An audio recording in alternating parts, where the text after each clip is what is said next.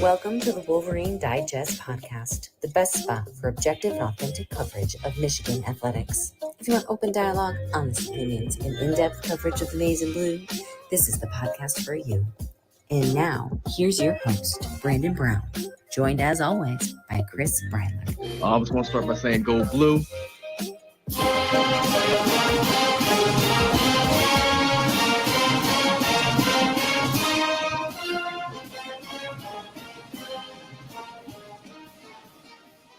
Welcome on a Monday. Chris, I was going to ask you, is the Hail to the Victors now on every show thing, or was that preseason? You just felt like it was getting I felt like it was preseason, but it also feels pretty good after a win, I don't think it would have the same effect if we came on here playing it after a loss. It might feel a little bit different. But after a victory, I think it's acceptable. So hopefully, Brandon, if that's what hopefully we play it before every show.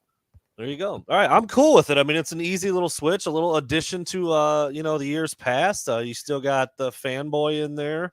I was going to start by saying go blue. That somehow snuck his way into Big Ten Media Days a couple of years ago, and then we'll follow it up with the fight song. So there you go. All right, let me switch our audio input here, Chris, before it starts to bug out. Yes, sir. Yet or not yet? Not yet. No. Apologies to everybody, by the way, if you listen to mine and Trent's gambling sports betting piece that we did on Thursday. Apparently there was an echo going on with Trent, and I never noticed it. Echo? What? That blows, because when Chris says he's got the echo, I can't tell. It sounds perfect on my end. So that was always a pain whenever Chris and I would try to use the board, and apparently it reared its head again when me and Trent tried to do our little sports betting thing on Thursday. So we'll have that fixed on Thursday. Looking forward to doing another one of those with a little more organization, and should be good to go. But obviously today, Chris making an appearance now after a little bit of a technical difficulties on Saturday for the post game. With all the shit that they're putting in to Michigan Stadium, can we get a strong Wi-Fi signal for all of us around there? I mean, as much as I love being in that stadium, it's like a goddamn fortress. Like, I can't get any regular service on my phone. I sure as hell can't do any live streaming. I ran to the car to try to make it work, was sweating my ass off, was dying. And you feel like you're kind of stranded on an island when you're down there on the field. I know you got the cushy life, press box, Wi-Fi, AC, cookies, dude, 3, 4, 5 course meals. It's tough down there on the field. I was so full when I left the stadium on Saturday, dude, like bursting at the seams. 2 helpings of breakfast, chips and cookies, then pizza after the game. It was, dude. Did you get a little nap in on the 6th floor while you were at it too? That sounds like the only thing missing. I should have, but they hooked it up as usual. Like, look, I mean, that's what you get up there. That's what you look down on the peasants down there. Built and the for elements, the booth. Built for the booth. I'm a booth boy, dude. I've come to terms with it, and I wouldn't have it any other way. Speaking of that, so you left the stadium with a full belly. I'm not going to go off on a tangent here, but I left starving. Okay, we had like fresh potato chips, but that was all that they were giving. I wasn't going to gorge myself on potato chips. So by the time we got out of there, I'm dying. I'm starving. I go to Chipotle. They don't have any of the meat that I want. They don't have any sour cream. And they don't have any cheese. And so I don't understand how you can be Chipotle and not have like the essentials of making a burrito. So I say, screw it. I go over to Five Guys across the street because I'm going to load up on a hamburger and some fries, which is all I got. Hamburger and fries, $21 for a hamburger with bacon and a large fry. I didn't even get a drink, and I was over $20. Man. It just feels like, I don't know, man. It felt like I really got, I don't know how to put it. I feel like I got screwed over, Brand. I love Five Guys, but $21 for a burger and some fries? Come on now. You gotta do better than that. Yeah, that's wild. I know. I said that. I feel like this year, this is like the first year in my life that I've really felt like the old man yelling at the sky type of thing when it comes to like prices. I'm like, when did it become like when did it become $18 to go through a drive-through quick at McDonald's? You spend like $16, $18. I'm like, what is that? Listen, this movie was kind of before my time. Fast Times of somebody put it in the comments. Ridgemont High. Ridgemont High, right? So it's on Netflix now, and I was thumbing through and I watched the preview of it. And I've never seen the movie before, but there's a guy at the counter who's pissed off that he didn't like his breakfast, and he's trying to get his money back. And he's basically saying, like, look, just give me my $2 and some odd cents left for like breakfast. And I'm like, Jesus Christ, like how things have changed. $2 and some odd change for breakfast. And I'm paying over $20 for hamburger and fries now in 2020. Dude, it's unacceptable. It wasn't like we went to college 50 years ago. I remember going through the drive-thru at McDonald's and getting out of there at $3.18. Double cheeseburger, McChicken, pop, boom, $3.18. All three were on the dollar menu. I could get out of there for $3. Not anymore, dude. Not anymore. Man, what a time. First world problems. Hey, we're going to continue the trend because we're going to complain about what we saw on Saturday, and Michigan just gets out there with a whole 27-point win. You know what? I don't know that we're both going to complain. I know that you were pretty unsatisfied with what you saw on Saturday, and I can see some people are talking about, very vanilla game plan. Once I had 24 hours to digest everything and take another look, I'm not all that upset with what I saw. So maybe we should just get into it. Well, unsatisfied is probably not the way to word it. I was bored out of my mind.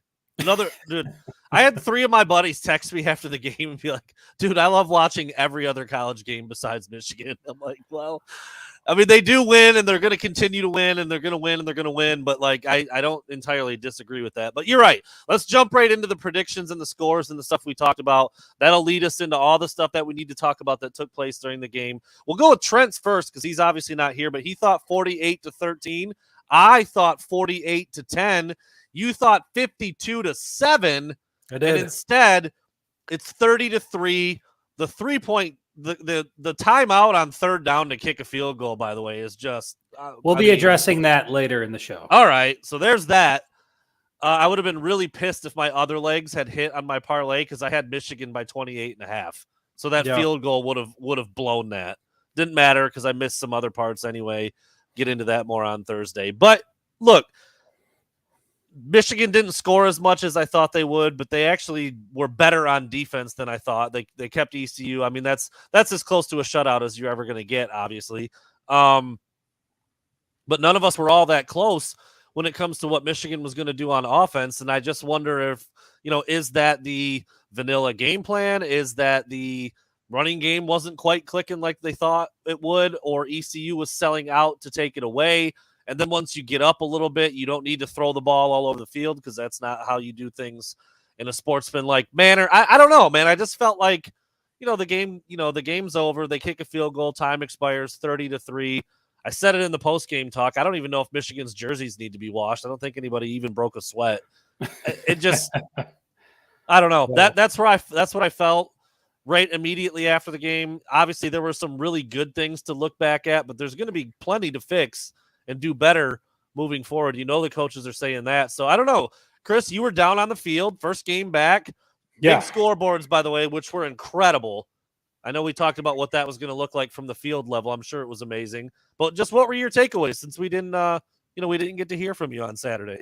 Yeah, I mean, I think initially I had the same type of feeling. Like, again, when you're down there and you're taking shots, everything's coming at you fast, and it's really hard to step back and sort of get a sense of like the game flow in general. But I was it hit me hard the first drive. I expected that Michigan offensive line to come out and pretty much do what they wanted to do. I expected a lot out of Donovan Edwards and Blake Corum. I thought, I think I said it in the show going into it. Actually, in the write-up, I said, Michigan's going to run the ball until somebody proves they could stop them, and ECU is not the team to do it. Well, it turns out ECU was pretty effective at stopping the run, and the coaches talked about that a little bit today during the press conference. ECU was doing everything they could do. They sold out to stop the run, and that's why J.J. McCarthy was able to be as effective as he was through the air. But even so, even with that being the case, we're talking about an offensive line. Now, granted, they've got some transfers in and they've got to try to mesh and kind of find their rhythm. And I'm confident that they will. But that's an NFL caliber offensive line that should have had their way against ECU, regardless of what those guys are trying to do. Now, no knock against ECU, but that is a stout Michigan offensive line. And then when you factor in Blake Corum and Donovan Edwards in the backfield. I just thought there was going to be more out of the rushing attack. And so, yeah, I was a little bit puzzled about that. But on the flip side, the biggest, the bright spot and the benefit was J.J. McCarthy and Roman Wilson, and seeing that connection and how good it was. And, they talked about it a little bit today. We are not a running team. We are not a passing team. We're a team that's going to do whatever we need to do to win the football game. And thankfully, the passing game was working well. Jay Harbaugh said it today. He said, we could have passed for 600 yards on Saturday if we wanted to. That's how confident they felt in what they were doing through the air. So initially, a little bit thrown off, a little bit maybe disappointed is a little bit strong, but just surprised by the lack of a rushing attack on Saturday. But pleasantly surprised and happy to see how efficient Michigan was through the air. J.J. McCarthy, obviously a historic afternoon at Michigan Stadium, the highest completion percentage of any quarterback to throw 25 or more passes. Jim Harbaugh pointed that out today, and he looked sharp, man. He looked real sharp. Very, very sharp. Yes, Douglas, I was going to say the same thing. 31 passes, 31 runs. I mean, they said they wanted to be balanced. That's certainly not 60-40 like we had heard or, whatever. If passing was certainly more the focus during the second and third quarter of the game. And then, when the starters came out, then you hand it off to some backups and you just kind of get out of town. But yeah, I felt the same way. Not thoroughly impressed, but again, 27-point win. You're 1-0. Your coach still isn't there. Your OC and offensive line coach wasn't there. JJ was extremely sharp. Passing game looked good. And you kind of took what the defense gave you. I said it early on in the game. I was like, all right, here we go. Max Bredesen's in. AJ Barner's in. Trente Jones is in. Run on first, run on second. Not a lot of production. Bring in the passing attack. Throw for a first down. Jumbo dudes come right back in. Like, it was almost like clockwork for a while. The running game wasn't working, but they still were trying. And then they'd get to third down, and JJ would throw to some receiver who didn't have a guy within 6 yards of him, and they'd pick up the first. I mean, that happened a lot. That's why JJ was able to complete 15 passes in a row and only have 4 misses all day. Really 3 misses all day because Roman Wilson dropped one right on his hands. Yeah. He was surgical. He was really sharp. Roman Wilson looked fast and unguardable. Colston Loveland was running free multiple times. Cornelius Johnson did what you said you never seen him do before and really climbed the ladder over the middle a couple of times. Yeah. Made some big catches. So, yeah, the passing game looked really good. And you start to wonder, like, if a defense isn't going to sell out to stop the run, like when they can really start. JJ didn't run the ball one time. Blake and Donovan didn't really touch it all that much. I mean, there's a lot to still do better and do at a higher level when necessary. And I think the coaches are probably fine with that. I mean, like I said, and Jim Harbaugh, I think, mentioned today, super happy with how healthy everybody is. You get in there, you play a game like that, you win by 30, and everybody's still good. Everybody's healthy and looking forward to week 2. So, excuse me. So, all right, let's take a look at some of the specific predictions, Chris, that you called me dumb and smart on. I think you might have been right on most of these. I don't remember exactly how we said them, but I thought that Blake Corum, Donovan Edwards, and J.J. McCarthy would all have a rushing touchdown, and Blake was the only one to get one. Blake had one. Donovan did not. J.J. McCarthy didn't even run the ball. I guess that's kind of all the stuff we just said. The running game really wasn't there because ECU sold out against it. Passing game instead was where they made their money.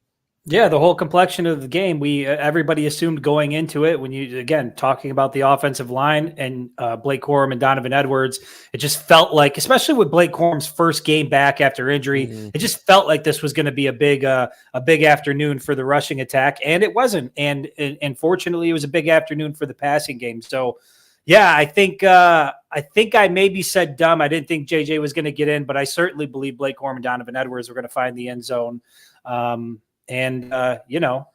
Blake Corum fortunately got in. Donovan Edwards, 12 carries, 37 yards. I mean, it was tough sledding out there against that ECU defensive front. And, credit to them. I mean, they came into the big house for the first time, faced the Wolverines for the first time. And, they got their ass kicked, but they made sure that they weren't going to get beat on the ground. That's for sure. Yep. All right. Number 2, I said, this one was real close. It wouldn't have been his first career interception, but I said put an asterisk by it if Josh Wallace gets one. Yep. It's his first one in the winged helmet. He caught it. Amazing catch, amazing concentration, but ECU's receiver was out of bounds and touching the ball, so it was incomplete. But I thought that a Michigan defender would record his first career interception with so many new guys playing a lot of snaps. We saw a lot of Keon Sabb, a lot of Zeke Berry, a lot of Keyshawn Harris, Josh Wallace, Jaden McBurrows. I mean, we saw a lot of dudes play a lot of snaps that haven't played before, but nobody could get their hands on one. Brandon, it's not going to count in the record books. I'm sorry, but Josh Wallace had an interception on Saturday. That was an interception. I mean, it's a technicality. A nice I get it, but he made a hell of a play on the ball to concentrate, focus, get it in, and keep himself inbounds in the process. I'm really, really happy that he had that play, got to run over on the sidelines, put on the turnover buffs with the team, and it was cool to see that. So again, I know they're not going to count it in the record books, Brandon, but I'm actually going to give you a pass on this one because as far as I'm concerned, that interception counts for Josh Wallace. It should count in the locker room because that was one hell of a play he made. There you go. And then Mikey Sainristil still did get one, just his second career interception, but really nice kind of team interception. Pushed the pocket. Thank you, Kenneth Grant. Quarterback off his back foot, didn't have near enough on it. One of the easier ones Mikey will probably ever have. I mean, just ran right under it. I mean, right there. Nice, easy catch. Number 3, Michigan will score a defensive or special teams touchdown, again, without many turnovers to speak of. And they only had one kick return because ECU couldn't score. Not really many opportunities for that one either. And we have always said that's a pretty hard thing to predict. But I thought Michigan would make some big splash plays, but neither a defensive or special teams touchdown. Yeah, I mean, it seemed like it going into the game that was probably, high probability that something like that would happen. But then when you were there and seeing the flow of the game and how things played out, not really surprised that they didn't get one.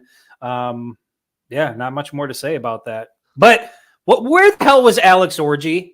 Where was Alex Orji? I expected to see him out. Now, again, I know they didn't kick the ball a lot, but this is supposedly a guy who could be the best returner in Michigan football history. Where the hell was he? I didn't see him at all. Was pretty disappointed not to see number 10 out there on Saturday. Some of these hyperbolic things that Jim Harbaugh has said now have Dan Villari's Taysom Hill.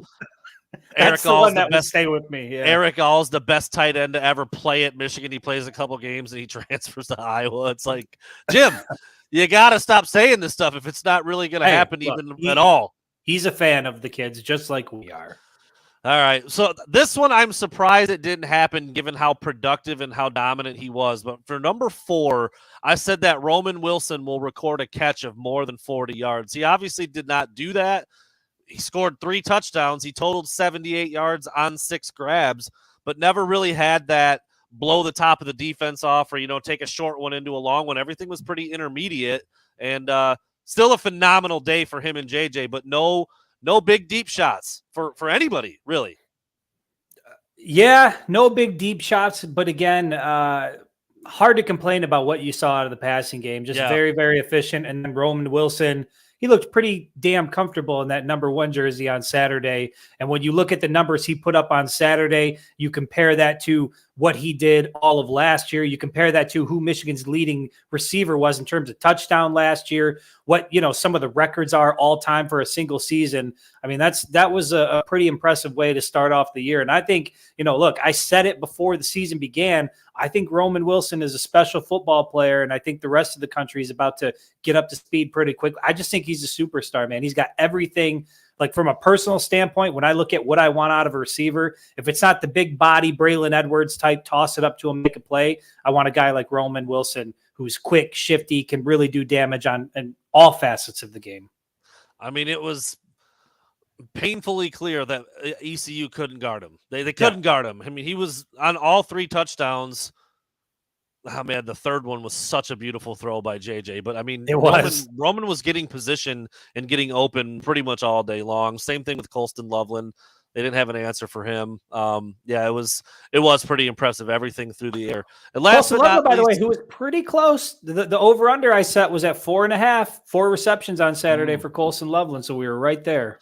We're going to get into a little bit about him in a minute. I wanted to get your take on some of that stuff because it's just one of those things where you try not to complain, but you look at some things and goal line situations, maybe. There's red zone. Okay, there's plenty of things that go along with that, but we'll bring those up here in a little bit. Last but not least, and I don't think it happened, but Chris, maybe you could confirm you were down there on the field.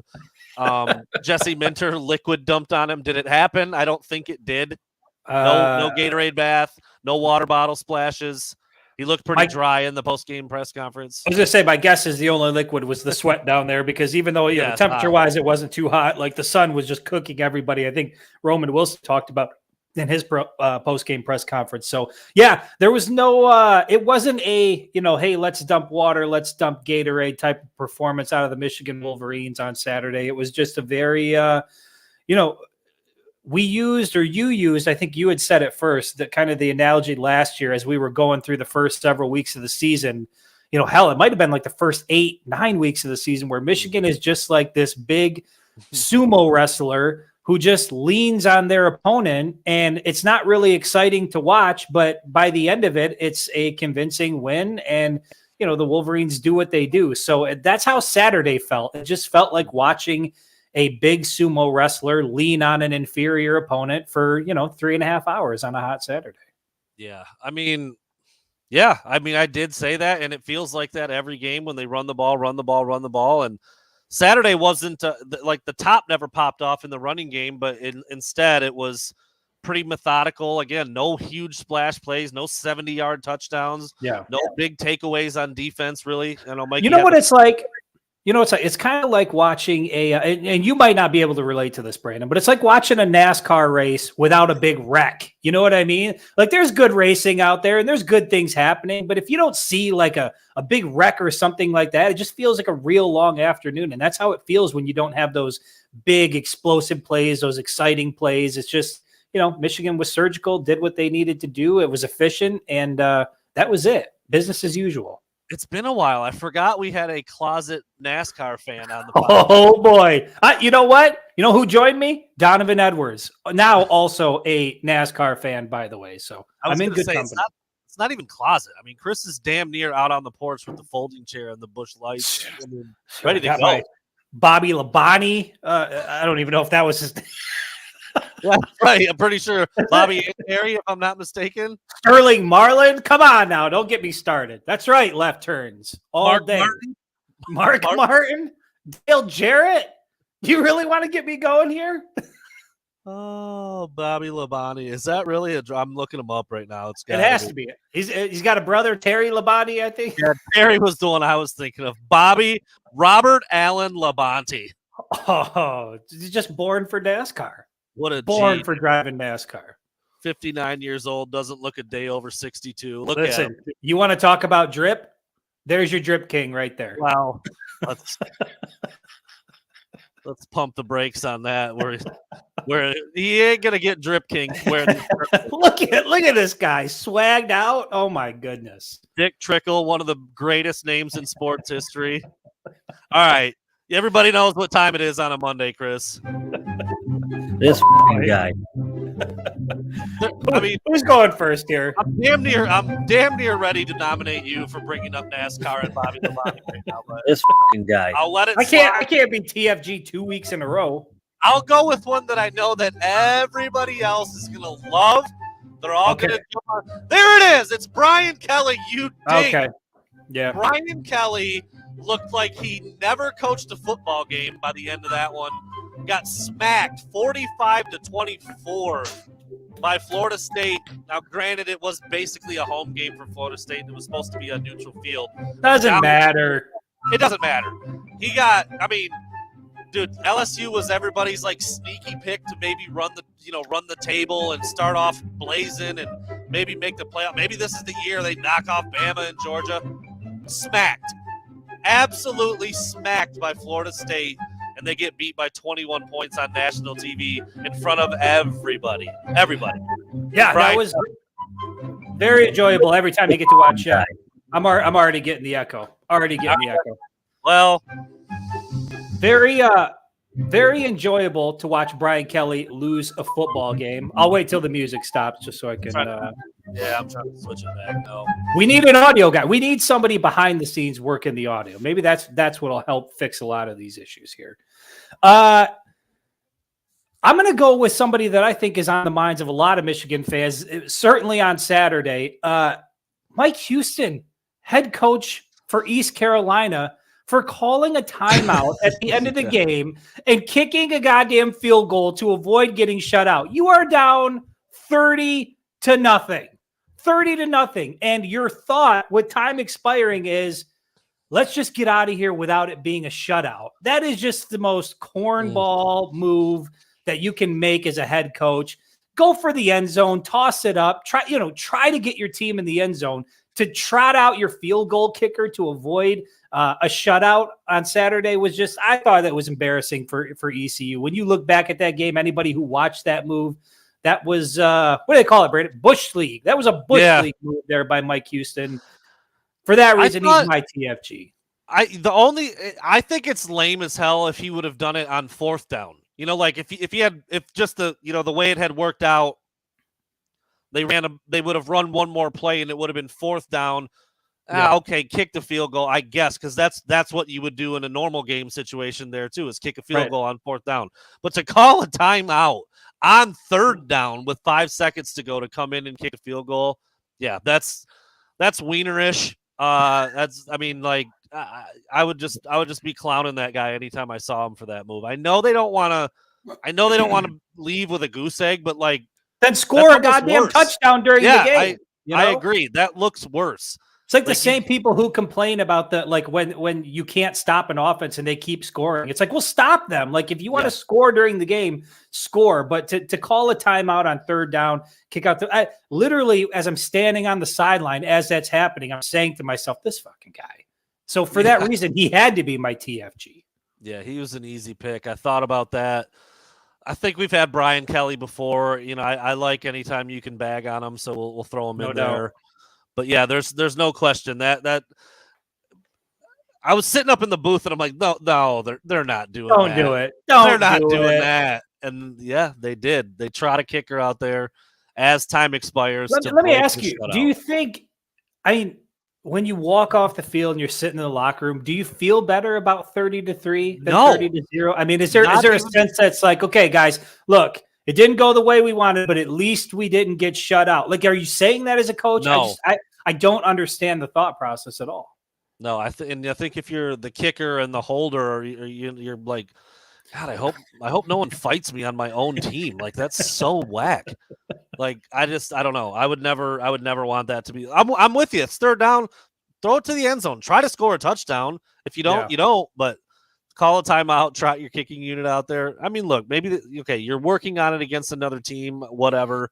No, I'm not doing that. There's no situation that I'm ever doing what is, I didn't even know his name. Mike Houston. You said Mike Houston. Yeah.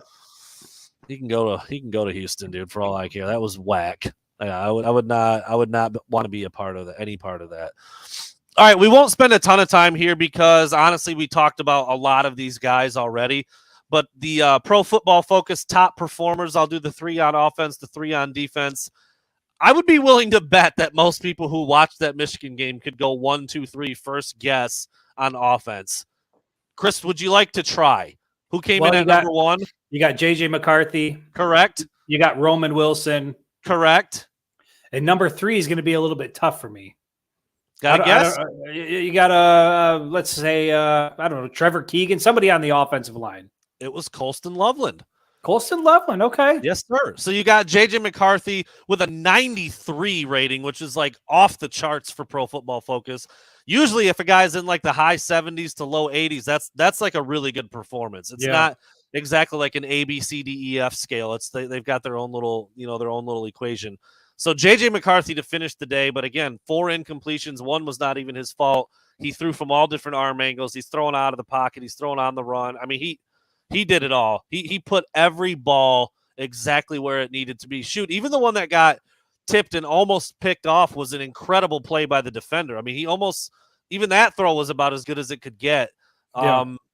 he was just phenomenal. So he was number 1. Roman Wilson, as you said, number 2 with a 79.1. And then Colston Loveland, the sophomore tight end, 74.1 for his overall score. He had 4 catches, I think, was it 57 yards, something like that. He had a nice day. He had a nice day out there. And this is the part that I'm going to talk about for just a quick second. Colston Loveland had a nice day. 4 catches for 57 yards. Yeah, 57 yards, by the way. Colston Loveland had a nice day on 4 catches for 57 yards, Chris. But here's my problem. Are you ready for my problem? Oh, boy. Let's hear it, Brandon. My problem is that Colston Loveland played 26 snaps. That's less than Max Bredesen. That's less than A.J. Barner. I've got a problem with that. I don't know if that's game flow. You know, that's less than Trente Jones, who was playing as the 6th offensive lineman. Yeah. I don't like that, dude. I want that guy on the field all the time. I don't want him coming out because you want to run a huge jumbo set with Max Bredesen and Trente Jones and A.J. Barner. I want Colston Loveland on the field. And I have an issue with that. But again, is this the game plan specific to ECU because you knew they're going to load the box? Is it just game flow because, well, we're going to try to run the ball, and then when 3rd down rolls around and we need Loveland as a pass catcher, that's when he'll be in? I don't know. We've talked about this last year. Michigan does not run an offensive play without a tight end on the field. They don't do it ever. And usually there's more than one. And in this case, Loveland wasn't even one of them. It was Bredesen and it was Barner. And I don't love that. Yeah, I mean, I see what you're getting at, and I think we're both in the same boat that we always want to see the best players out on the field. But for me, it's like, you've got a new tight end in A.J. Barner. You've got some other guys that you're trying to get up to speed. And by all accounts, Colston Loveland is, elite status. And so maybe there's just, it's one of those deals where it's week 1, it's ECU. You're going to have to rely on this guy heavily in the latter part of the season because he's going to be playing a lot of snaps, presumably. So, maybe that was a part of it. I just think with some of these things that happened on week 1, until I see it carry over into consecutive weeks, I'm not going to make too much into it. If he continues, if the splits look the same way between him and Barner and Bredesen, week 3, week 4, now I'm a little bit concerned about, why isn't this guy getting more touches? And it's something we talked about last season a lot too, as it pertains to the wide receivers specifically, is that, those guys need reps too. They need to get in the flow of the game, the flow of the season as well. But I've also learned my lesson, Brandon, and we've talked about this, that I spent a lot of time questioning Jim Harbaugh and the staff and the decisions they make, and a lot of weeks doing that week in and week out. And really all it's led to is back-to-back Big Ten championships and 2 appearances in the college football playoff. Oh, no, by the way, 2 straight wins over Ohio State. So It's hard for me to question it, especially after week 1. But sure, you'd like to see Colston Loveland get a little more run. I think we'll see that as the weeks go on. Yes, Michigan State comes to, or you go to East Lansing, or you go to Happy Valley, or you're hosting the Buckeyes. I would expect Colston Loveland's snap count to be much higher than those other guys. Maybe, and that's probably what it will end up looking like. But I'm still just like, I don't know, man. I like, we'll get into. I have some more things through our burning questions that talk about snap count and who was out there and who wasn't and how it looked and different things. And it just rubs me the wrong way a little bit, man. I mean, you're out there, you're playing the game for the first time. It's your opener. You're trying to see this. You're trying to see that.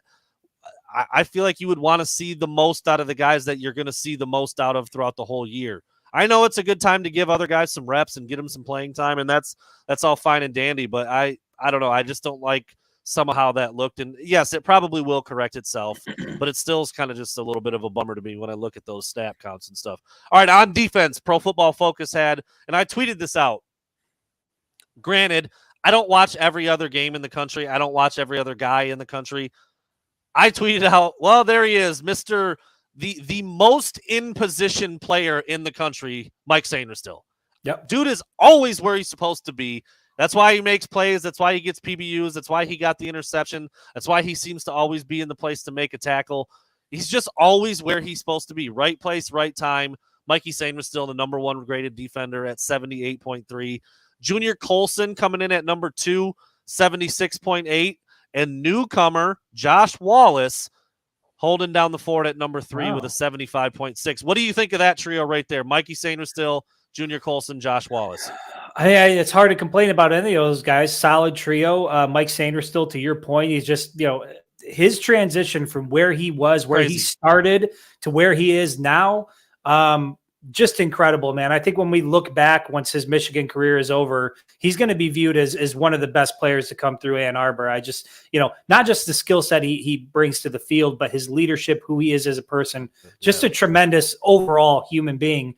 And then Josh Wallace and Junior Colson, obviously, it's nice to see Josh Wallace being mentioned as, his first game as a Wolverine. You love to see him in the mix. I'm a little bit surprised that we didn't see KG, Kenneth Grant, who was named Michigan's, I think, Defensive Player of the Week.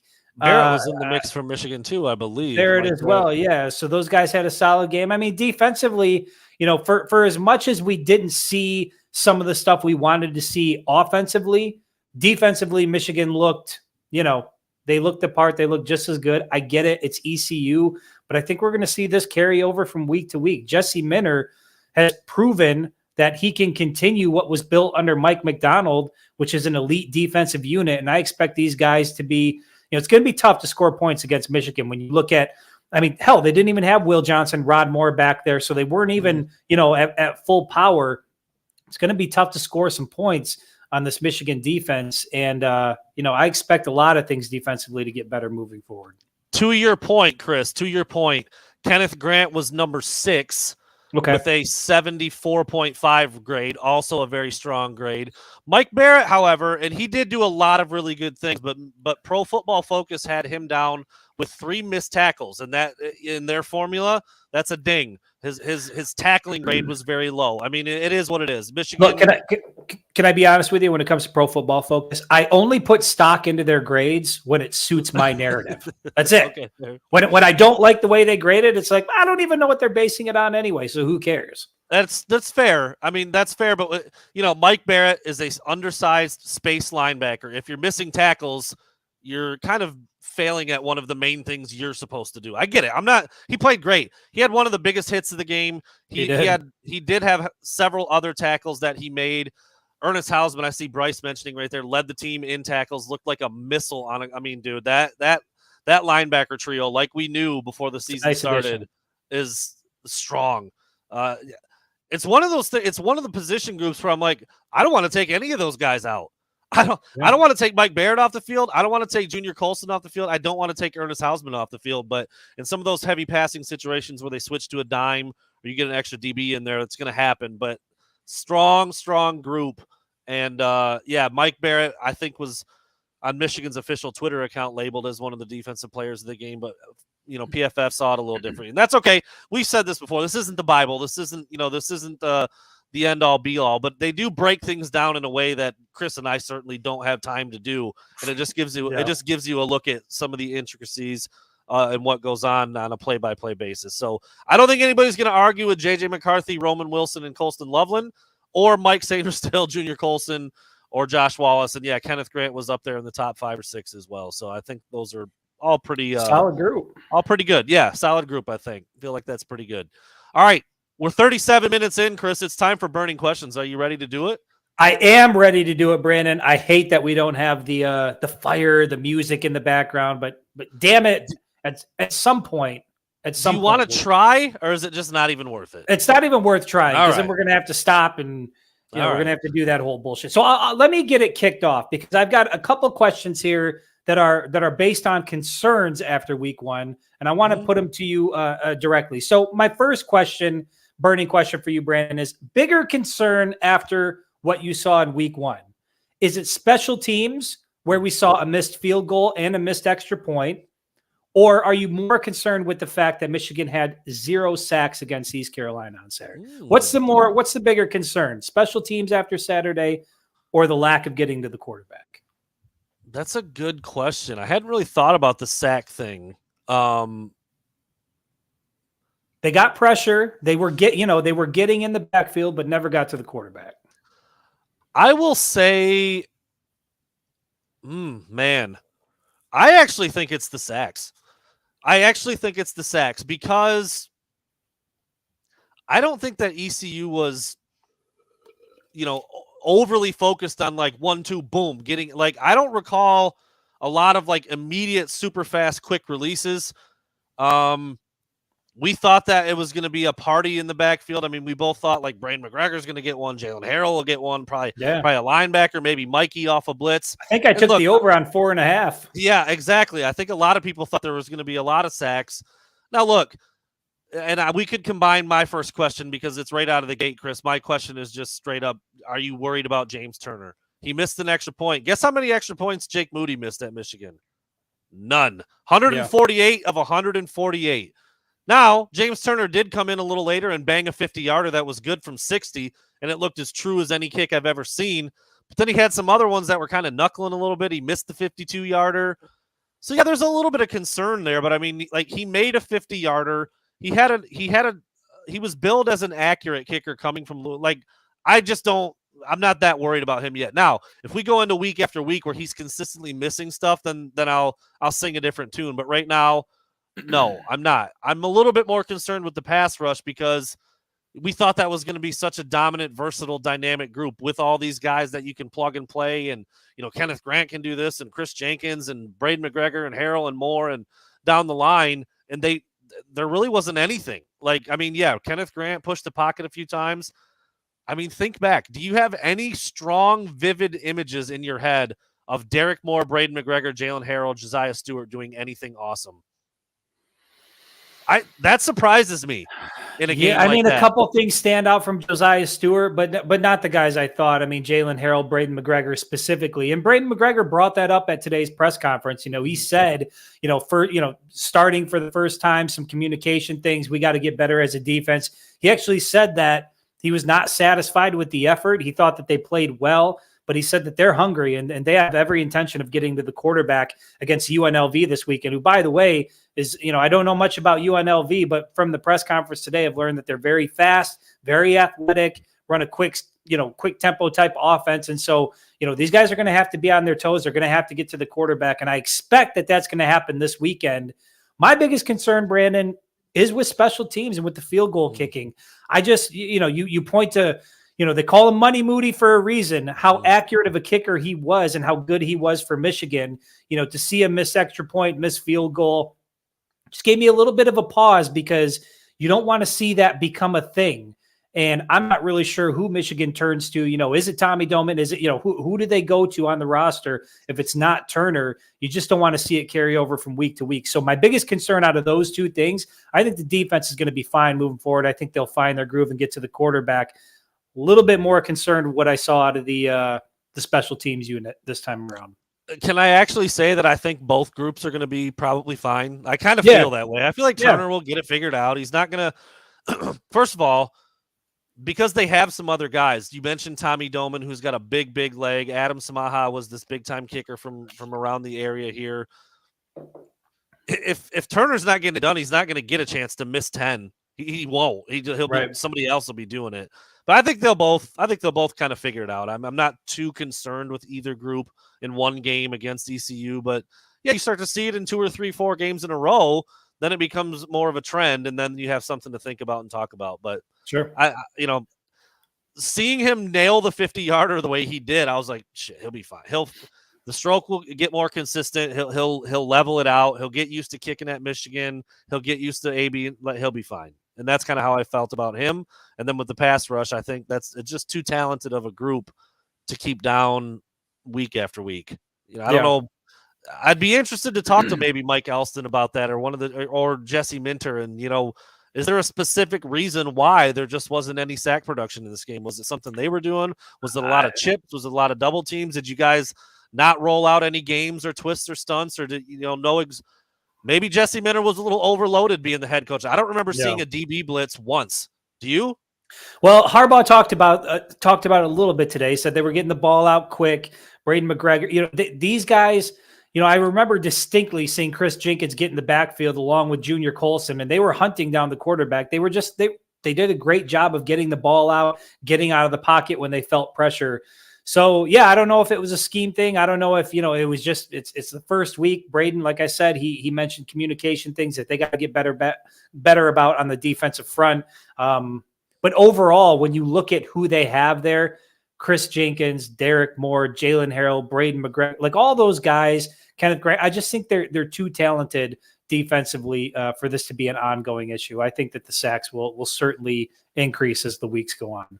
But when it comes to special teams, it's a cerebral thing. You know what I mean? You can't get in your head once you miss one and you miss a couple, especially on an extra point like that. You just you hope you don't see that type of thing from week to week, because we saw it last year, particularly in that game against Illinois. They needed Jake Moody to come through in a very, very big way to keep that season, going on the track that it was going.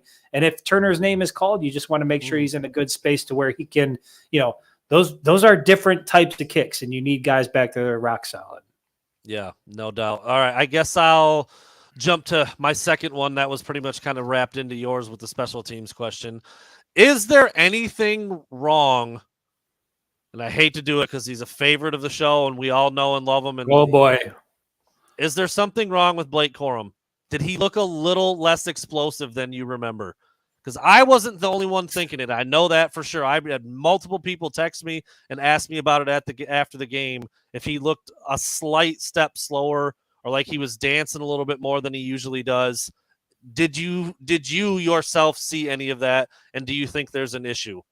I don't think so. No, I mean, I chalk up, what we saw. It was week one for him. And from what I understand from Mike Hart during today's press conference is he really wasn't taking any contact during fall camp, right, during any of the practices. They wanted to make sure they could protect him. So, it was the first time out on the field, the first time in like live game action, taking hits. And I think it's just going to take a minute for him to get his sea legs back. But no, I don't think there's anything wrong with Blake Corum. Again, this is one of those things where we did see him break loose. He almost got, I can't remember how long the run was. It was 30, 40 yards. He broke loose for, almost got in the end zone. I think as the weeks go on, you'll see him get better. Again, if this is something that we continue to see from week to week, then I'll be concerned. But I think it's a little bit too early for that. Yeah, 37 yards on that long one that he had. And that was one where I'm like, God, isn't that a touchdown last year? I just felt like, yeah. And I actually looked it up. That DB that ran him down ran a 10.99 in the 100 in high school. That's not that fast. And it was clocked at a 4.5540 as a recruit. Because I had that thought, I'm like, that looks like that's a touchdown last year. I just feel like, but I mean, the DB did have a little bit of an angle. He turned around and got on his horse pretty well, and he knocked him out at the 2. I mean, and it looked like Blake actually was trying to shift the ball into his hand so he could reach, and he didn't quite get it. So then he just covered it and was like, I'll be cool with going out at the 2 rather than fumble this thing out of bounds or something. So I don't know, but I know I had that thought at least once, and then I had multiple people ask me afterwards, like, did Blake look slow to you, or what did you think? And I'm like, not slow. No, he didn't look slow, but maybe he's not at 100% after missing what he missed and not taking any contact and getting his legs back and just all of that. I think it was a fair question, but I also don't think it's anything that's like, oh, he's not going to be the same back anymore. I don't think that at all. So we'll see. That never dawned on me during the game, and like I said, I don't think it's going to be an issue moving forward. I think I think he's going to get better as the weeks go on. I'm going to stick with my bigger concern, Brandon, here in question number 2, burning question. What is your biggest concern between these two things after Saturday? Was it the rushing attack / offensive line or lack thereof, a rushing attack, or is it the fact that Michigan scored 0 points once J.J. McCarthy left the football game? What do you think is a bigger concern there? Definitely the running game, because in any game that matters, JJ's never going to be off the field. So hopefully. Okay, fair. Yeah. Well, I mean, that's anybody in the country. If Let's put it this way. QB and they get hurt, you're screwed. But there is a significant drop off after J.J. McCarthy. I don't know if that's entirely true, Chris, because I think if you take just JJ out and bring one of the other quarterbacks in with all the other starters still in the game, I think it would look better than what we saw on Saturday, because when JJ came out, so did the linemen, so did Blake, so did Donovan. I mean, you put Davis Warren in there or Jack Tuttle in there with a full complement of receivers and running backs and linemen, it might not look that bad. But to me, it's the running game. We whether it was just kudos to ECU for shutting it down a little bit, before the game had happened, if you had said, well, what if ECU puts 9 guys in the box? I'd be like, put 9 guys in the box. Michigan's still going to run over them. That's what I would have thought. And they didn't do that. So for me, that's the bigger concern right now. Like I expect JJ to stay healthy. He does a very good job of taking care of his body. He's not going to give himself, in positions to take unnecessary hits. We saw it all last year. The coaches don't run him intentionally very often. I think he'll be fine. And I think if something were to happen, Davis Warren, Alex Orji, Jack Tuttle, whichever one it is, would be serviceable with what Michigan wants to do on offense if everybody else was available to them. Yeah, when you take out JJ, but you also put in Kalel Mullings, and you also put in the backup linemen, and you put in some of these freshman receivers who aren't going to play big snaps, it's going to look very, very different. So I would say the running game is a bigger concern for me. Yeah, I mean, I agree to an extent. I'll just say this. There were definitely some throws out there that I don't think anybody else on the roster can make. When I went back and actually watched what was happening. And so it is paramount that JJ McCarthy stays healthy this year. And I think, you saw some evidence of that on Saturday. But I agree. The bigger concern, and again, it's not a concern where it's like I think there's an issue, but I just went into the game feeling so strongly that Michigan was going to be able to do on the offensive line and with the rushing attack, whatever they wanted to do up front, regardless of what ECU was trying to do to stop it. The fact that ECU was successful is a little bit concerning. The fact that Michigan was able to turn to the passing game and be so effective, like I feel really good about that. But, lightning, 2 draft picks, running the ball, a whole slew of draft picks up front. You just thought you would have seen more out of the rushing game and out of that offensive line on Saturday. So I'll go with the rushing attack / offensive line as a bigger concern. Yeah, me too. And I think this is a perfect segue into my third burning question, Chris, because I personally believe that Sharon Moore is one of, if not the best assistant coaches on Michigan's roster. He's going to get his chance to be the head coach in week 3 against Bowling Green. He's had the Joe Moore Award-winning line the last couple of years. He's a rising star in the profession. People out of the market were mentioning his name for other head coaching jobs during this past offseason, most recently Northwestern. He's a star.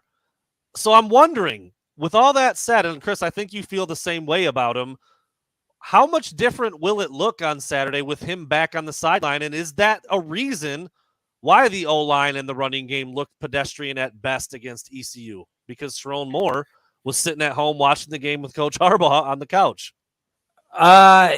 Is his absence the reason why it looked the way it looked? Is that just kind of in general? What are we not putting enough on him being gone as a reason why maybe the offensive line and running game wasn't good? And how much do you think we will notice him being back?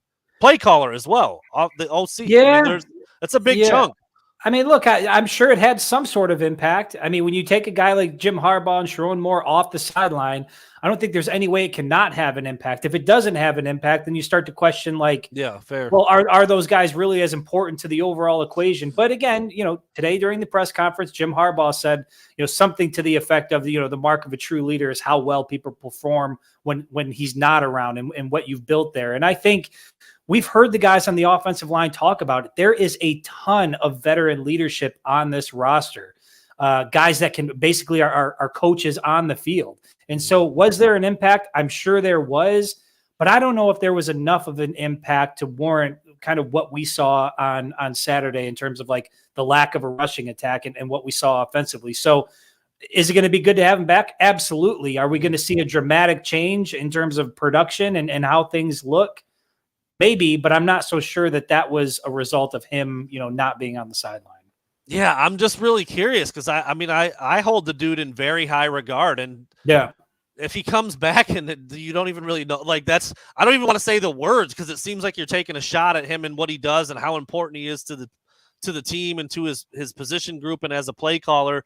But I'm with you. I do wonder how much different it's going to look, and I don't know if it would even be fair to say that there will be a drastic change from him, with him returning, because then it's almost like you're saying that the coaches that were there didn't do a good enough job. So it's kind of like a weird thing, but that's why I thought the question was a good one, is what will that look like?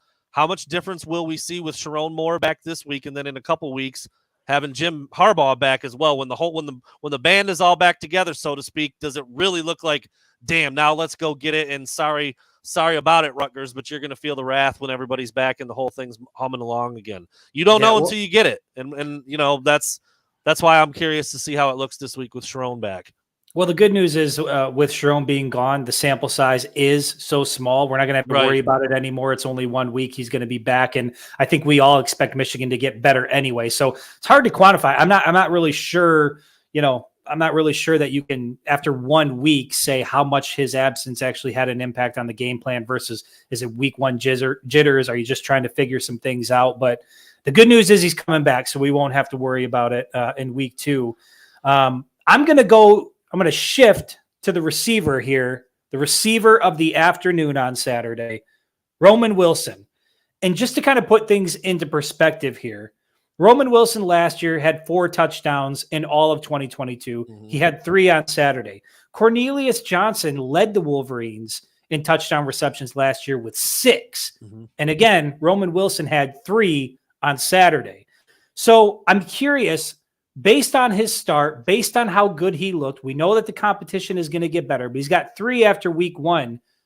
Where do you think he finishes in terms of touchdown receptions on the year? And I'm going to give you a little perspective here. Desmond Howard is number 1 Michigan all-time with 19 in a single season. Number 2 is Braylon Edwards with 15. And then you've got Carter and Terrell with 14, Mario Manningham with 12. Where do you see Roman Wilson fitting into the picture after the season's over?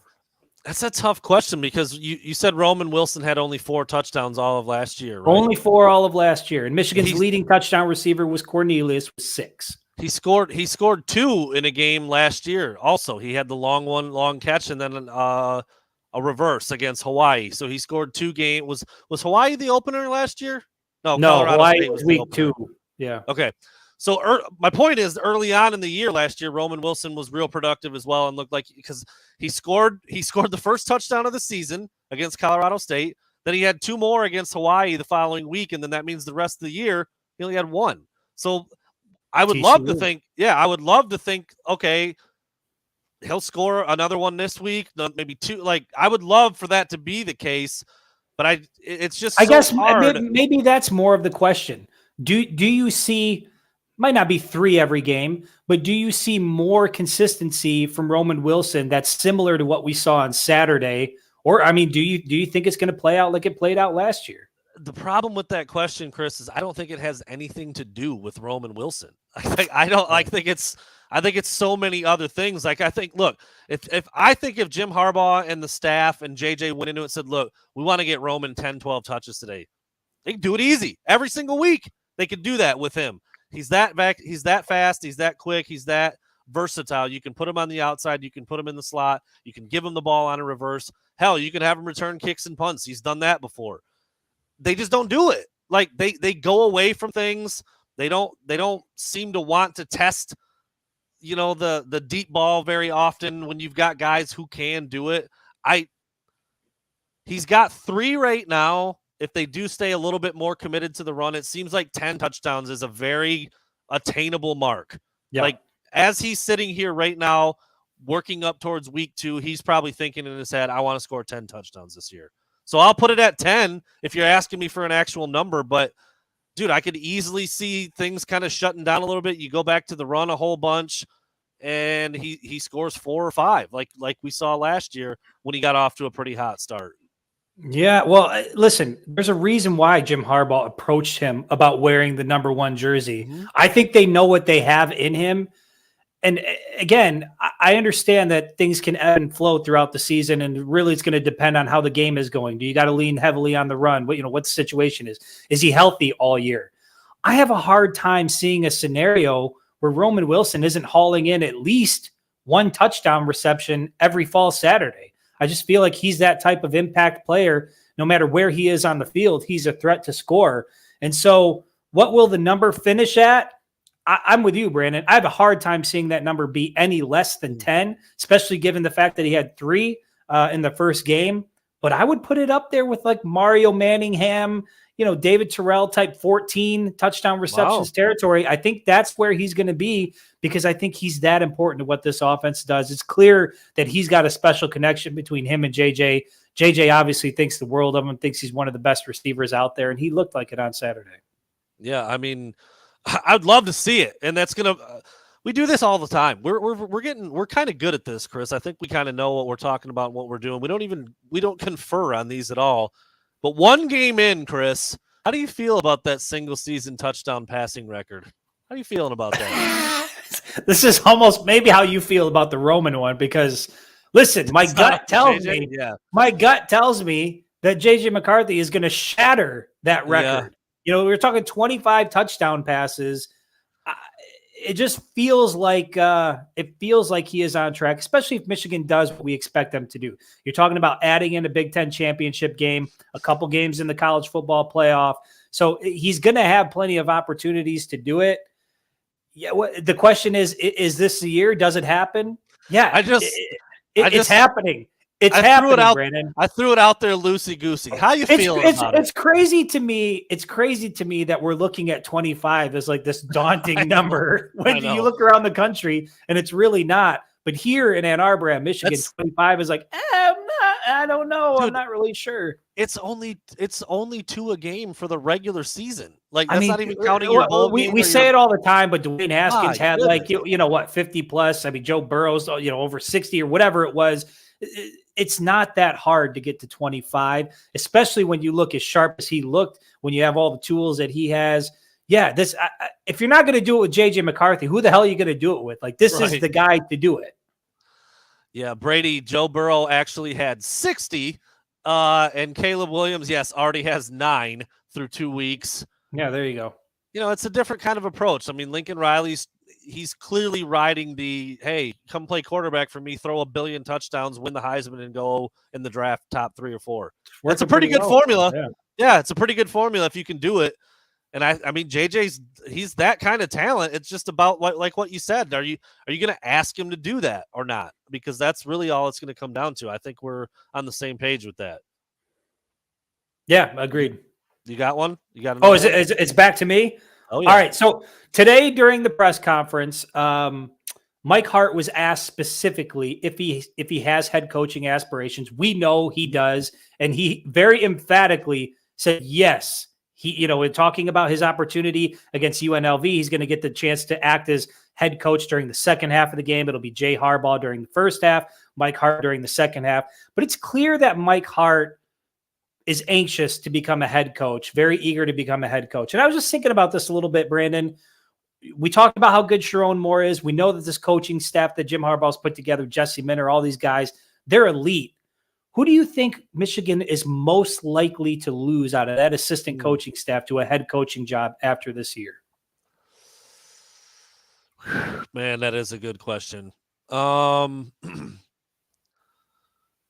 I mean, there's a couple different factors, right? I think one would be what you just said. I mean, if somebody is really truly anxious and chomping at the bit to be a head coach, then that means they're probably the most likely to leave. So Mike Hart's probably in that discussion. I mean, if he wants to be a head coach really badly, I'm not saying he'd take any job, but maybe he would. Maybe he'd say, dude, if I get offered a head coach, I'm taking it because I want that. Now's the time. I can't remember exactly how old he is. I think he's close to our age. He's been an assistant head coach before. He wants it. So that would certainly factor in. Now, when you're talking about who has maybe earned it, at least in a way that has been more recognized, I think it's probably Sharon Moore. He's been the offensive line coach that's won a big major award 2 years in a row, and now he's also the offensive coordinator and play caller. Typically you see coordinators are the guys that get the head coaching job. So you immediately would look at Minter and you would look at Moore. And now they've both, by week 4, they will have both coached a game at a place like Michigan while Jim Harbaugh is suspended. So those would probably be my top 2 answers. Mike Hart, because of what you said, he was very open and honest about wanting to take a head coaching job. And Sharon Moore, because I think he's probably the one that's the most coveted. Dude, Minter is so sharp. When I listen to him, and Sharon Moore is the same way. You listen to those dudes at a presser, they look and act and walk like head coaches. They're ready already. And Jim Harbaugh has said that about Sharon for sure. Jesse Minter's got a dad. He's a lifer just like Jim Harbaugh is. His dad's a coach. He's a coach. He's going to continue to do it. There's a lot of good ones on that staff, man. Didn't even mention Mike Elston, who's like, he was assistant head coach at Notre Dame. Yeah. The staff is loaded. Throw a dart at a dartboard, you probably will be right within the next 2 to 3 years. And that's I'll say Mike Hart and Sharon Moore. I was going to say that's probably why Jim Harbaugh said during the offseason he expects a whole host of his assistant coaches to be head coaches in the near future. Just for reference, Mike Hart is 37 years old, so he's actually a little bit younger than we are, which blows my mind. I thought for sure, damn it, I thought he was older than us, but now I feel even more old after reading that.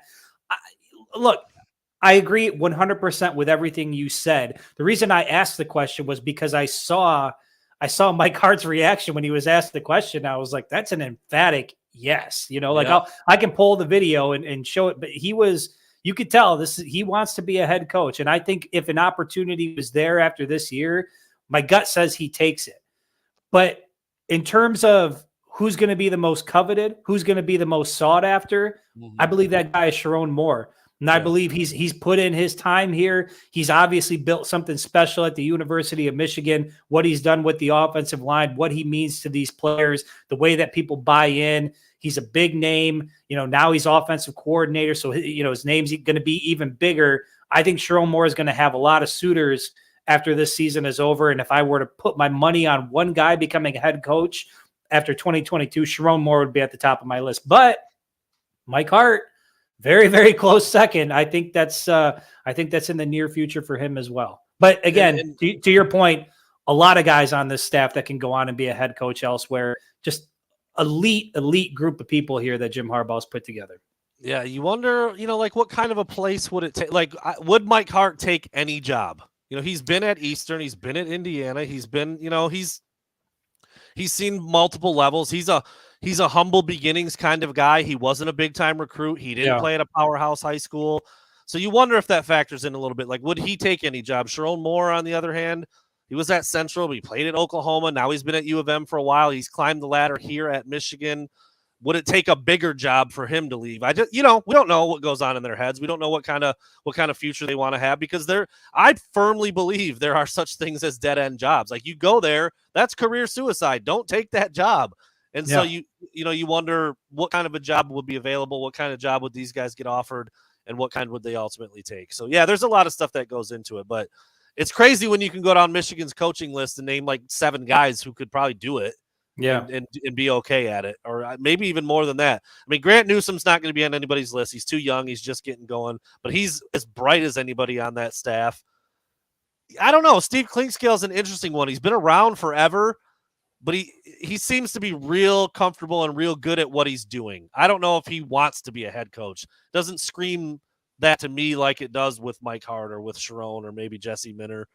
Bellamy would be another one. He's just a couple years into coaching. He's a wide receiver coach, position coach, a lot of success as a head coach in high school. But beyond those 3 guys, you do have like 6 or 7 dudes who probably could do it soon. No doubt. That's crazy. That's crazy. Are you out, or did you used up? Or you got my last more? one right here? Okay, this is my last one right here. Chris, we're 1 game in. It's a 27-point victory, 30-3. I said it looked real easy for Michigan in some ways. You never got, they did have trouble running the ball, but it didn't look like they were scrambling or panicking or anything. As soon as they were like, all right, well, let's spread it out a little bit, right down the field, it looked pretty easy, all things considered. That being said, do you have a problem with some of the offensive approach, some of the formations you mentioned down in the goal line? No Colston Loveland. No play action, no bootleg, no move in the pocket. And also some of the personnel. I talked about it. Trente Jones plays 25 snaps as a 6th offensive lineman. Max Bredesen, A.J. Barner both outpaced Colston Loveland in snap count. Jake Thaw is your number 1 return man on punts. Keyshawn Harris played more snaps than anybody on defense. Like, I look at some of these things and I'm just like, I don't care who the opponent is. That's not what I want to see. And I'm sorry, I'm not trying to bag on these dudes. I'm really not. But you're not going to tell me that in crunch time in November, if you're playing Ohio State, you've got Keyshawn Harris out there guarding Ohio State's receivers. I just don't think you can't do that. And so to me, I just wonder when you look at the big picture of the first game, the win, everything that we've all talked about for the last hour, do you have a problem with any of that stuff I just mentioned? No, I don't. And I mean, initially, I think I was in the same boat where, in particular, when Michigan was down in the red zone on the goal line, hammering it away with Donovan Edwards and just not able to move the pile and get in the end zone. I'm like, well, why not try something else? Why not be a little more creative? I think Michigan knows they can be more creative in those situations, but I think it's also like, look, this is ECU. We're going to win this game. We're up. We're going to keep running the ball. We're going to figure this shit out. Like whatever it is that's going on, whatever it is that's not working, like we're going to figure it out. We have an opportunity to figure it out. Now, if Michigan is in a game, and it's tied or they're losing and they're doing the same shit at the goal line where they're pounding it away, hammering it away, and it's not working, we're not seeing anything else, then yeah, I'll be a little bit concerned. But I feel like, ECU, UNLV, Bowling Green, maybe even Rutgers, we'll see. Northwestern has a habit of making opponents look really good. So I'm not really sure what Rutgers is at this point.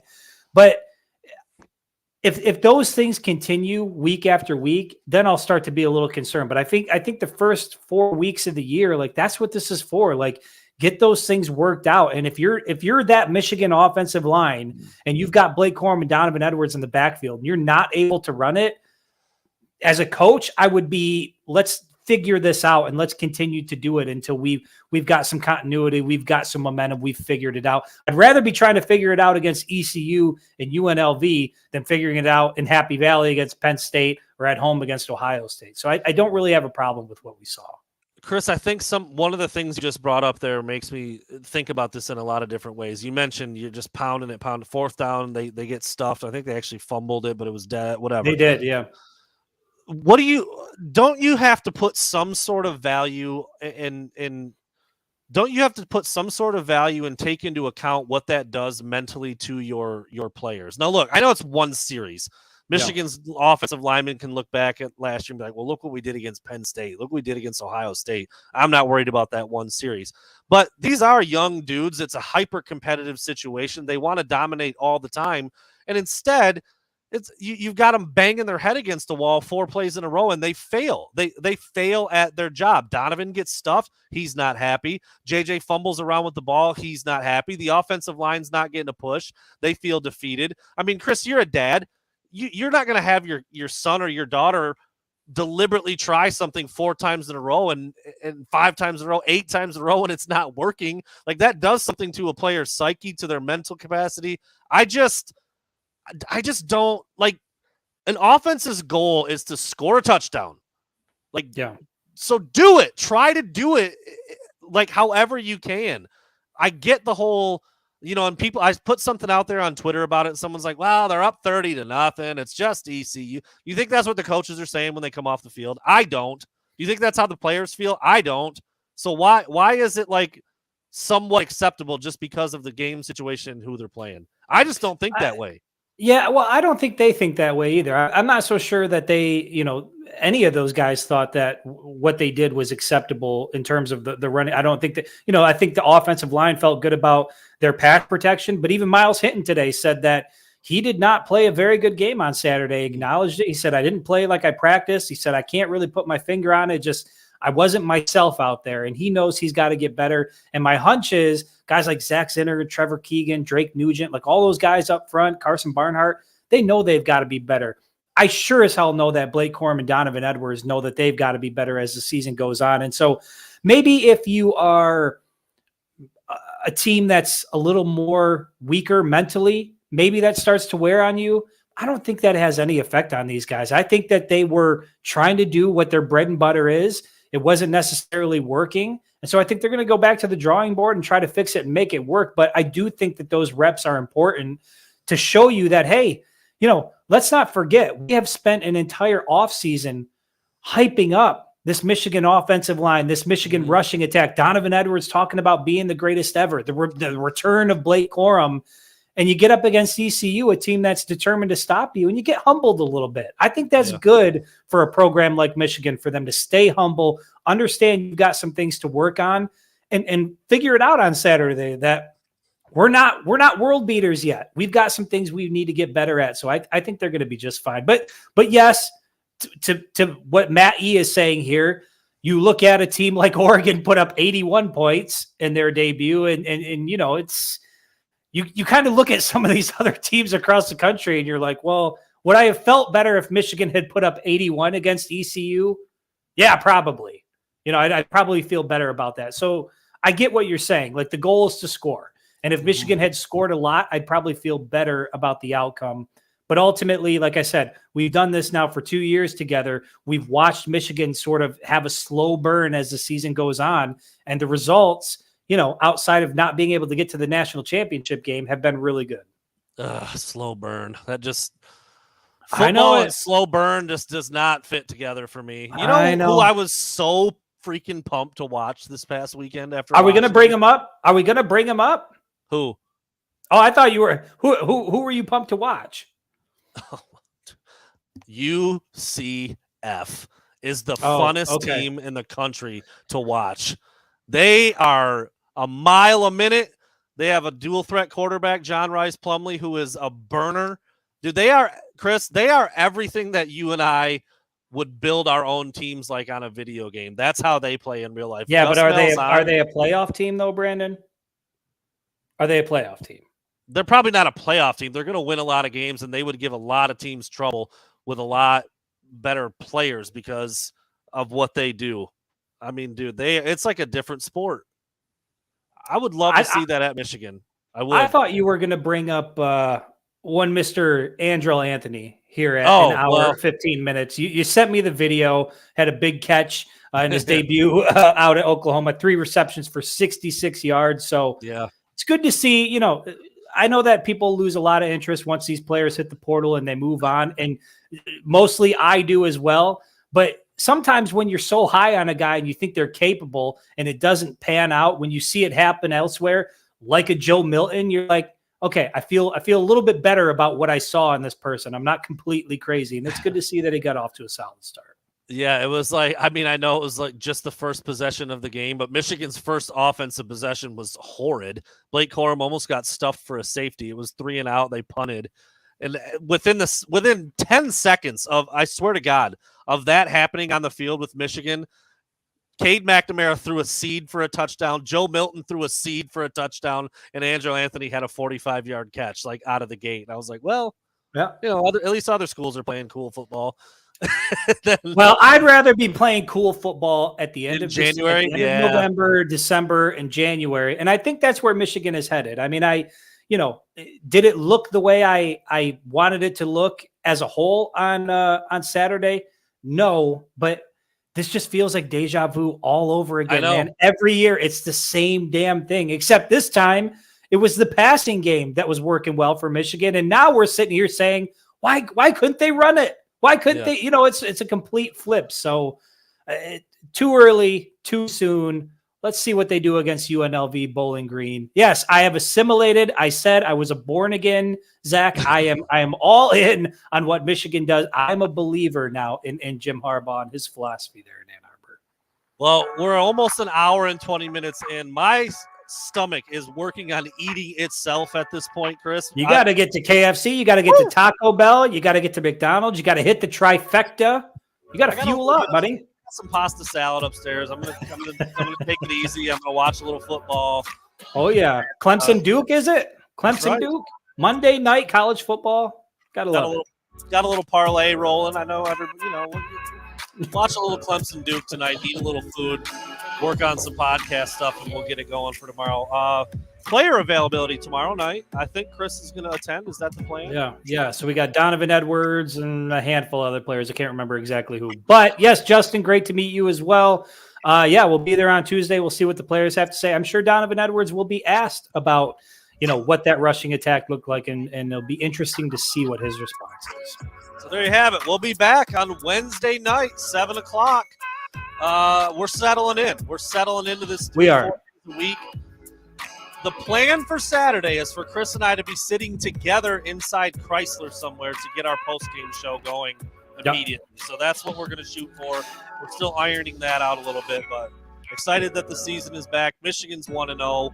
We're undefeated as always. Always. We'll see you Always a on Wednesday. perfect record over here. That's right, baby. See you on Wednesday, everybody.